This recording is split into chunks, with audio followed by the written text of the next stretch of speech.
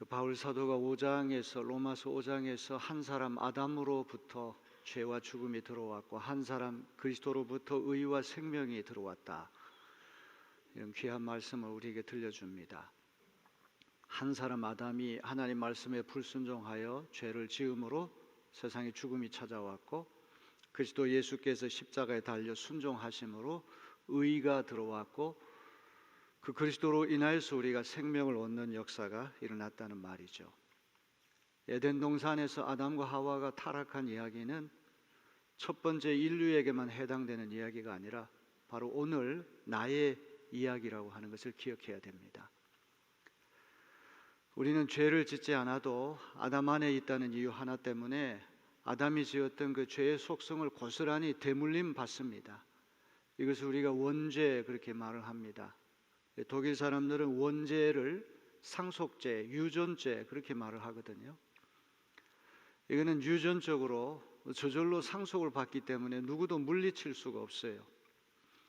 그러나 하나님은 예수 그리스도를 이 땅에 보내셔서 예수 그리스도의 십자가와 부활을 통하여 의를 허락하셨고, 예수 그리스도를 믿는 이들마다 다 죄를 이기고 다시 사는 역사가 일어난다고 성경 말씀합니다. 하나님께서 에덴 동산에서 아담과 하와를 지으신 다음에 모든 것을 할 수 있는 자유를 허락하셨어요. 하나님의 제일 가는 특징이 자유인데, 하나님의 모습을 닮은 우리도 하나님의 자유를 우리가 갖게 됐다는 겁니다. 중요한 것은 자유는 하나님으로부터 왔어요. 우리가 자유의 창조자가 아니란 말이에요. 자유는 선물로 부여받은 것이지 자유를 수요하시는 분은 하나님이세요. 에덴 동산의 모든 일을 다 하게 하셨습니다. 그런데 동산 중앙에 생명나무와 선악과 두 나무가 있어요. 그 두 나무가 하필이면 중앙에 있었다고 하는 말은 항상 그 두 나무를 중심으로 살라고 한 뜻입니다. 그 두 나무가 변두리 가장자리에 있지 않고 중앙에 있었다고 하는 말은 세계의 중심이 거기에 있기 때문에 그 두 가지를 잊지 말고 살라는 거예요. 생명나무는 생명의 열매를 맺기 때문에 그 열매를 먹는 이들마다 사는 역사가 일어납니다. 생명나무를 바라보고 그 나무에서 열리는 열매를 먹는다고 하는 말은 생명의 처음이 하나님께 있고 생명의 유지와 보존이 하나님께 있고 생명의 끝이 하나님께 있음을 인정하고 하나님을 세계의 중심으로 삼고 살겠다는 그런 뜻입니다. 근데 선악과는 먹지 말라고 말씀하셨어요. 먹는 날에는 반드시 죽으리라 경고까지 하셨어요. 선악과는 한계입니다. 하나님을 하나님 되게 하고 사람을 사람 되게 하는 한계입니다. 경계선입니다. 인간이 창조주가 아니고 인간이 자유를 만든 것이 아니라 자유를 선물로 받았다고 한 사실을 인정하게 만드는 한계선이 바로 이 선악과라고 하는 거예요. 선악과라고 하는 금단의 열매가 있기 때문에 우리는 창조주가 아니야. 우리는 피조물이야. 우리가 누리는 자유는 창조주 하나님이 누리는 무한대의 자유가 아니라 한계가 있는 자유야. 유한한 자유야. 이 자유는 하나님을 기쁘시게 하고 이웃을 섬기기 위해 써야 할 자유지 내 좋은 대로 다 할 수 있는 자유가 아니야. 이것을 깨닫게 하는 한계선이 바로 선악과라는 겁니다. 그렇기 때문에 이 선악과라는 한계선은 저주나 부담이 아니라 하나님이 인류에게 허락하신 선물이고 은총이고 축복이라고 하는 것을 기억해야 됩니다. 선악과가 있기 때문에 이 선악과라고 하는 것은 마지노선이야. 인간을 피조물 되게 하고 하나님을 창조도 되게 하고 하나님을 중심으로 살겠다고 하는 그것을 깨닫게 하는 은총의 선물인데, 첫 번째 인류인 아담과 하와는 선악과를 범하고 말았습니다. 선악과를 범한 이유는 무엇입니까? 눈이 밝아져서 하나님처럼 되어서 선과 악을 알게 될 것이다, 이런 마음 가지고 선악과를 범했다는 거예요. 선악이라고 하는 것은 기원이 하나님께 있잖아요. 무엇이 선하고 무엇이 악하고 하나님이 선악을 만들어 주시고 선악의 기준을 제시하시고 판단하시는 것인데, 인간이 하나님을 인정하지 않고 하나님 자리에 올라가게 되면서 선악을 자기 멋대로 규정을 하는 거예요. 생명 복제가 하나님 보시기에 그거 위험한 일이다, 선악과 한계선을 넘는 일이다, 너희들 그러다 죽는다, 이렇게 경고하시는데 인간은 아니다, 생명 복제 선한 일이다, 핵무기 그거 상당히 위험한 일이고 하나님께 대적하는 선악과라는 경계선 넘어가는 일이다, 반드시 너희가 죽으리라 경고하시지만, 인간이 선악을 자기 멋대로 규정해서 그 자리에 올라가서 선악 판단을 한다는 말이에요. 여러분, 인류의 공동 문제인 생명 복제나 유전자 조작이나 핵무기 문제만 그렇겠습니까? 우리 개인도 마찬가지예요. 생명나무에서 열리는 생명의 열매를 먹고 하나님을 중심으로 살면은 조화가 있고 일치가 있고 평화가 있고 행복이 있는데, 내가 하나님 자리에 올라가고 내가 왕노릇 하려고 할 때 우리는 정령 죽어야 할 인생으로 전락하게 된다는 그런 말입니다. 사순절기에 하필이면 이 말씀을 우리가 하는 이유는, 그 생명나무는 십자가 나무구나, 오늘도 우리가 십자가에 달리신 예수 그리스도를, 그분을 보게 되면 우리는 생명을 얻되 풍성히 얻는 역사가 일어나게 될 줄로 믿습니다. 어떤 이는 그런 질문을 던집니다. 아담과 하와가 선악과에 손대기 전에는 영생불멸하는 존재입니까? 바울의 논리대로 얘기한다면 죄를 짓고 타락함으로 원죄가 들어왔고 그 죄의 결과가 죽음인데, 만일 선악과 손대지 않았다고 한다면 영원히 죽지 않는 불사조가 됐단 말입니까? 자, 이 물음이 참 대단히 어려운 물음인데 대답은 어떻게 보면 간단해요. 선악과가 아닌 생명나무에서 열리는 열매만 먹고 생명의 기원과 유지 보존과 생명의 종말이 하나님께 있음을 인정하고 세계의 중심이 내가 아니라 하나님이라는 걸 인정하고 사는 사람은 생명을 누리되 풍성히 누리는 역사, 그게 죽지 않는 것이고 죽지 않는 것이지 다른 것이 죽지 않는 것입니까? 꼭 육체의 죽음 그것만 생각할 필요는 없는 거죠. 오늘 우리가 몸이 연약해져서 노쇠해지고 병들고 언젠가는 우리 몸이 흙으로 돌아간다고 할지라도 생명나무를 바라보고 십자가를 바라보고 그 생명 안에 있는 이마다 영원한 생명을 이미 얻은 것을 믿으시기를 바랍니다. 참으로 놀랍게도 이 아담과 하와는 생명나무냐 선악과냐 항상 두 하나를 선택해야 하는 기로에 서 있다는 말이죠. 한편으로는 하나님이 주신 말씀 그대로 순종하여 생명나무를 바라보고 생명 열매를 얻으려고 하는 그런 믿음과 순종이 있는가 하면, 또 다른 때에는 선악과가 도대체 뭐길래 넘지 말라고 하셨을까, 먹지 말라고 하셨을까, 묘한 호기심이 있고 강력한 충동이 우리 마음속에 일어날 때가 있다는 말이죠. 그래서 아담과 하와가 가진 자유는 존재론적인 불안을 만들었다. 이 불안이라고 하는 게 꼭 심리적이고 병적인 것만이 아니라 막연한 존재론적인 불안, 모든 것이 다 잘 되고 모든 것이 행복하고 하나 근심 걱정거리가 없는데도 마음에 미묘하게 뭔가 우리 마음을 동요시키는 온톨로지컬 앵자이어티, 이 존재론적인 불안이라고 하는 게 인류의 숙명적으로 따라다닌다는 얘기죠. 그거는 생명나무냐 선악과냐.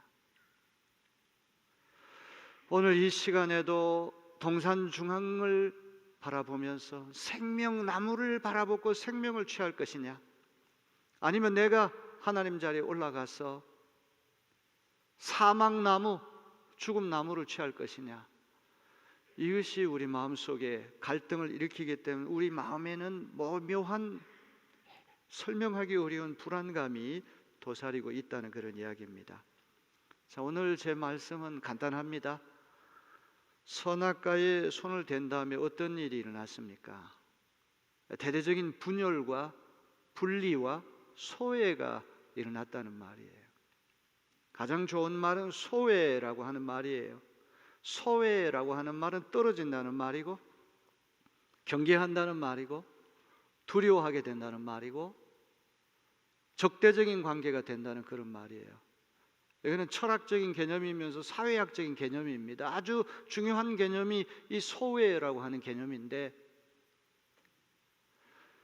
아담과 하와가 간교한 피조물, 뱀의 유혹을 받아서 눈이 밝아져 하나님처럼 돼서 선악을 알고 싶은 욕구 때문에 선악과에 손을 댔을 때, 첫째는 하나님으로부터 멀어지고, 두 번째는 이웃으로부터 멀어지고, 세 번째는 자연 만물로부터 멀어졌어요. 대대적인 총체적인 소외가 일어났다는 말입니다. 첫째로 자신의 존재 근거가 되고 기반이 되는 하나님으로부터 떨어지게 됐어요.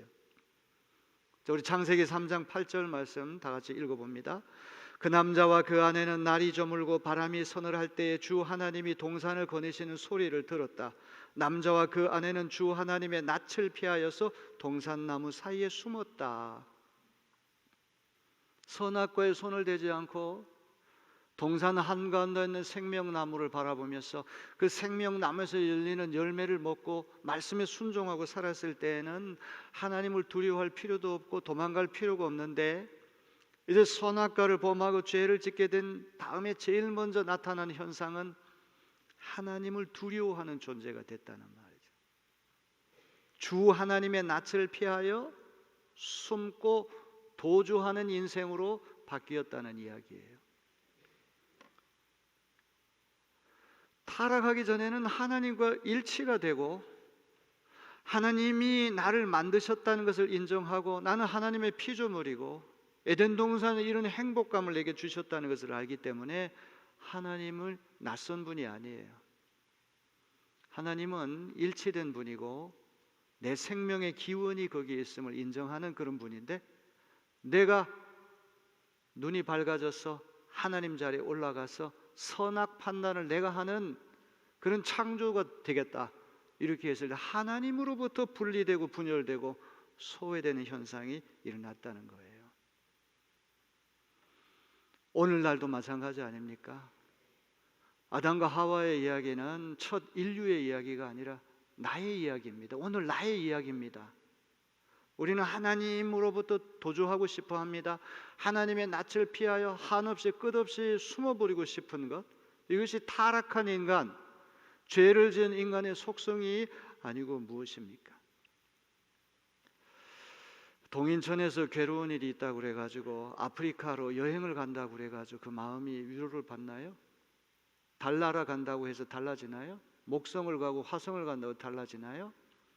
우리가 하나님을 피해서 숨을 곳은 이 세상에 없어요. 시편 139편 7절로부터 10절을 봅니다. 내가 주의 영을 떠나 어디로 가며 주의 앞에서 어디로 피하리까? 내가 하늘에 올라갈지라도 거기 계시며 수월에 내 자리를 펼지라도 거기 계시니이다. 내가 새벽 날개를 치며 바다 끝에 가서 거주할지라도 거기서도 주의 손이 나를 인도하시며 주의 오른손이 나를 붙드시리이다. 숨고 도주하고, 이것이 타락한 인간의 모습인데, 우리가 하나님을 피하여 숨을 곳은 우주에 없다고 하는 것을 잊지 말아야 됩니다. 두 번째는 이웃으로부터 떨어져요. 분열이 됩니다.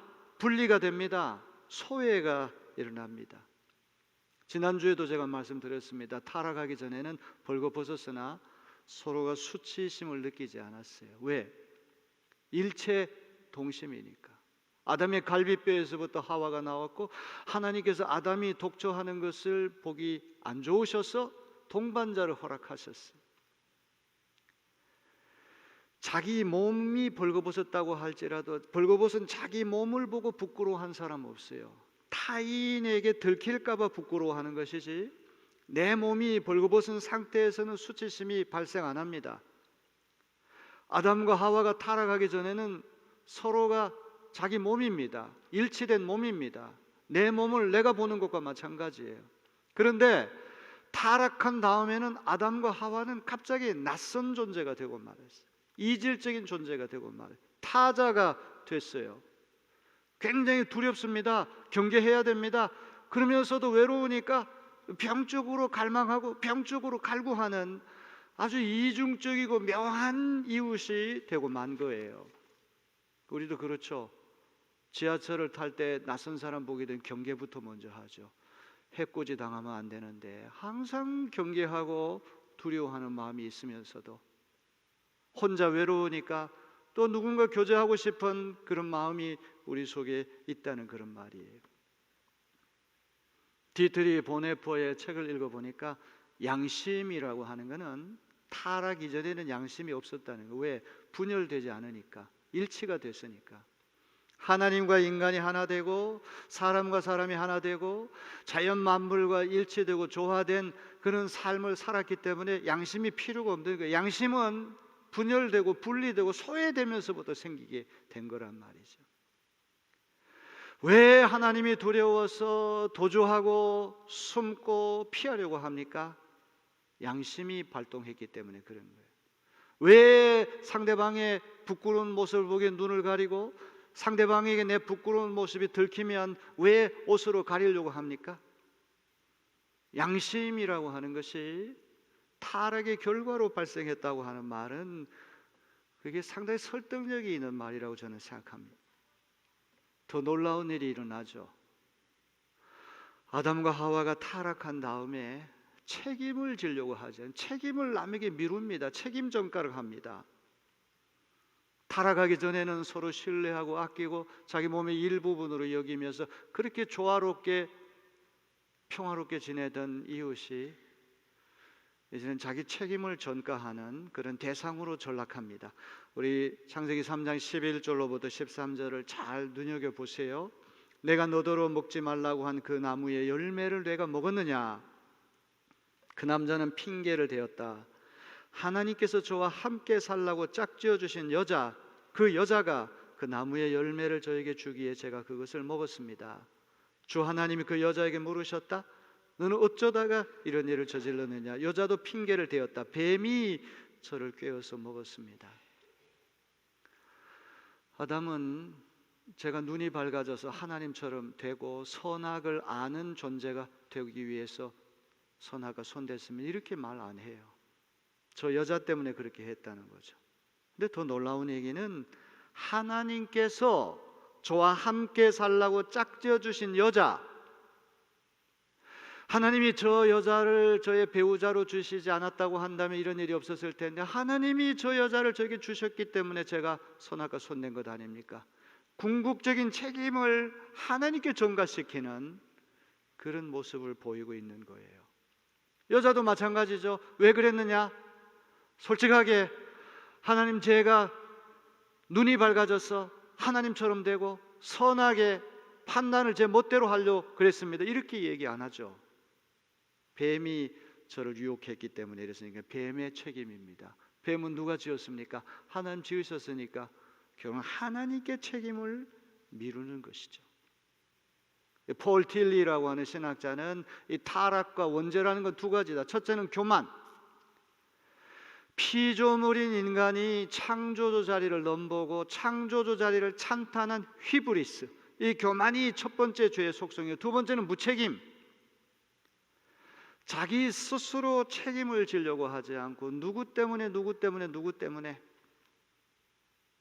잘된 것은 다 자기 탓이고 잘못된 것은 다 조상 탓이라고 하는 속담이 있는 것처럼 어린이나 나이가 많은 사람을 불문하고 자세히 관찰을 해보세요.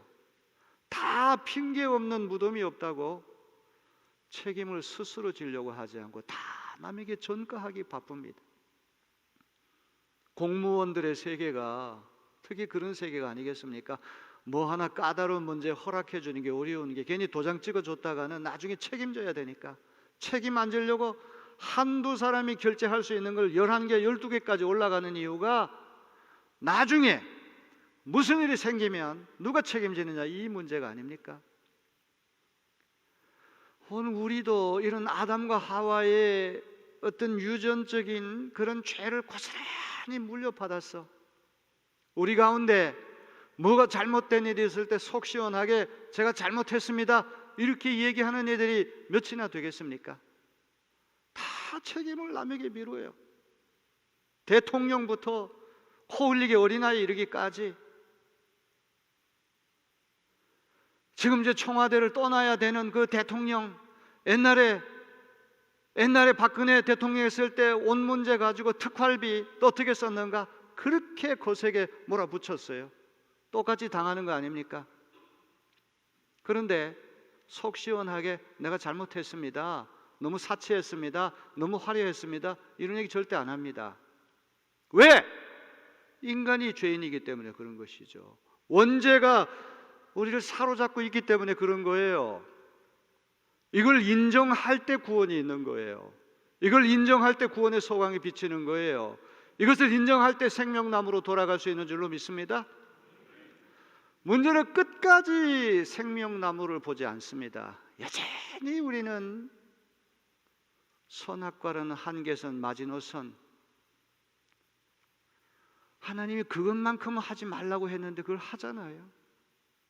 이렇게 유전자 조작을 하고 AI 시대가 되고 앞으로 이렇게 인류가 더 오래 살고 더 과학이 발전하고 기술이 발전하고 지금 코로나 바이러스 때문에 여기까지 왔는데 앞으로 정령 죽으리라, 반드시 죽으리라, 그 하나님의 경고 말씀이 헛되겠습니까? 우리는 이런 근원적인 질문을 사순절 기간 동안에 던져보는 우리 모두가 돼야 할 줄로 믿습니다. 세 번째는 자연 환경으로부터 멀어지는 거예요. 생태 환경으로부터 소외당하는 거예요. 타락하기 전에는 동산에 있는 모든 동식물 하나도 저항하지 않습니다. 먹고 싶은 대로 다 먹을 수가 있습니다. 짐승도 다 친구가 되고 사자나 어린 양이나 함께 뛰는 그런 세상이 됐는데 1차적으로 뱀이 하와와 원수가 되는데 둘 사이에 그치는 문제가 아니라 뱀의 후손과 하와의 후손까지도 평생 원수가 된다. 15절에 이렇게 되어 있어요. 하와의 후손은 우리가 뱀을 보면 징그러워요. 다 도망치려고 그래요. 특별히 독이 있는 뱀 굉장히 무섭습니다. 서로 원수가 됐어요. 여자는 해산하는 고통을 겪어야만 하고 남자는 땅이 고분고분하지 않고 땅이 엉겅퀴를 내고 땅이 거치니까 경작해야 하는 노동의 고통을 거쳐야만 생존할 수 있게 된 거예요. 하나님으로부터 멀어지고 이웃으로부터 멀어지고 자연과 원수관계가 되었다는 이야기입니다. 낙원을 상실하게 됐다는 말입니다. 우리 23절 다 같이 읽어봅니다. 그래서 주 하나님은 그를 에덴 동산에서 내쫓으시고 그가 흙에서 나왔으므로 흙을 갈게 하셨다. 자, 이제 결론입니다. 로마서 5장으로 돌아가서 첫사람 아담이 불순종하여 타락하고 죄를 지음으로 죽음이 찾아왔고, 죽음이라는 건 뭘까? 죄라는 건 뭘까? 폴 틸리 말든 separation, 분리되는 거다. 하나님과 인간이 화목하지 못하고 인간과 인간이 서로 적대적이 되고 인간과 자연 환경이 서로 원수가 됐어. 기후 변동이 일어나고 지구온난화 현상 때문에 섬이 사라지고 북극에 있는 얼음이 녹아가지고 이제 머지않은 장래에 지구의 종말이 올 것이다, 이런 경고가 사방에서 들려오지 않습니까? 이게 왜 이렇게 됐습니까? 선악과, 그것만큼은 너희 넘어서는 안 된다. 그것만큼은 한계선이야, 경계선이야. 너희는 창조주가 아니야. 너희가 가진 자유는 무한대의 자유가 아니야. 한계가 있는 자유야. 책임적인 자유야. 하나님께 영광을 돌리고 이웃에게 선익을 끼치는 자유가 돼야지. 그 자유라는 이름으로 방종, 끝이 없이 하나님 자리까지 넘보는 자유는, 그거는 파멸을 불러일으키고 총체적인 죽음을 가져오는 자유가 된다는 거예요. 우리가 이런 죄의 문제를 누구도 극복할 길이 없어요. 종교적으로 경건한 사람도 도덕적으로 선량한 사람도 바울의 논리대로 얘기하는 해 아래에 있는 모든 인생이 다 하나님의 영광에 미치지 못하는 거예요. 인천 앞바다에서 하와이까지 수영해서 간다고 할 때 수영 잘하는 사람은 수십 킬로 가지만 못한 사람은 몇 미터 가다 빠집니다. 상대적인 차이가 있을지 모르지만 아무도 자기 힘으로 인천에서부터 하와이까지 갈 수 없다는 게 인간의 현실 아닙니까? 아무도 아담과 하와로부터 내려온 이 죄의 문제, 이 속성, 우리 마음속에 도사리고 있는 선악과를 탐내고 선악과를 범하고 싶은 강력한 충동. 내가 하나님 자리에 올라가서 천하를 군림하고 내가 하나님 자리에 올라가서 선악의 기준을 판단하고 내 멋대로 선악의 기준을 제시하고 싶은 욕구가 인간들 속에 다 있잖아요. 이게 왜 그렇게 된 겁니까? 아담과 하와의 이야기는 그들의 이야기가 아니라 It's my story, 나의 이야기예요. 그런데 하나님께서 예수 그리스도를 이 땅에 보내셔서 죄가 없는 그분이 온 인류의 죄를 어깨에다가 메고 십자가에 그 죄를 심판당하셨다 이 말이죠. 아담 안에서 우리 자신을 보면 죄를 짓지 않아도 우리는 여전히 죄인이지만 그리스도 안에서 우리 자신을 보게 되면 우리가 어떤 공로도 없지만 그리스도의 의 때문에 우리는 더 이상 죄인이 아니라 너는 죄를 용서받았어, 사면됐어, 의롭다 인정받는 역사가 일어나게 될 줄로 믿습니다. 사순절 기간 동안에 생명나무를 바라볼 수 있는 우리가 되어야 할 것입니다. 십자가를 바라볼 수 있는 우리가 되기를 바랍니다. 십자가 생명나무는 하나님으로부터 분리된 우리를 하나님과 화해해서 연합하게 만듭니다. 에베소서 2장 16절 또 십자가로 이 둘을 한 몸으로 하나님과 화목하게 하려 하심이라 원수된 것을 십자가로 소멸하시고. 십자가 생명나무는 우리 이웃뿐만 아니라 자연 만물과도 화목하게 만듭니다. 골로새서 1장 20절 그의 십자가의 피로 화평을 이루자 만물 곧 땅에 있는 것들이나 하늘에 있는 것들이 그로 말미암아 자기와 화목하게 되기를 기뻐하심이라. 사순절 기간 동안에 우리가 잊지 말아야 할 성경 말씀 두 구절을 함께 읽으면서 제 설교를 마칩니다. 요한복음 3장 16절 하나님이 세상을 이처럼 사랑하사 독생자를 주셨으니 이는 그를 믿는 자마다 멸망하지 않고 영생을 얻게 하려 하심이라. 로마서 5장 21절 이는 죄가 사망 안에서 왕노릇한 것 같이 은혜도 또한 의로 말미암아 왕노릇하여 우리 주 예수 그리스도로 말미암아 영생에 이르게 하려 함이라. 생명나무에서 열리는 생명의 열매를 먹으면서 생명을 누리되 풍성하게 누리는 우리 모두가 되어야 할 줄로 믿습니다. 살았다 하는 이름은 가졌으나 실상은 죽은 자들이 얼마나 많습니까? 왜? 생명나무로부터 돌아서 선악과에 손대기 때문에 그런 것입니다. 사순절 남은 2주 동안이 생명나무로 돌아가는 계절이 되기를 주님의 이름으로 기원합니다. 주여 한번 외치고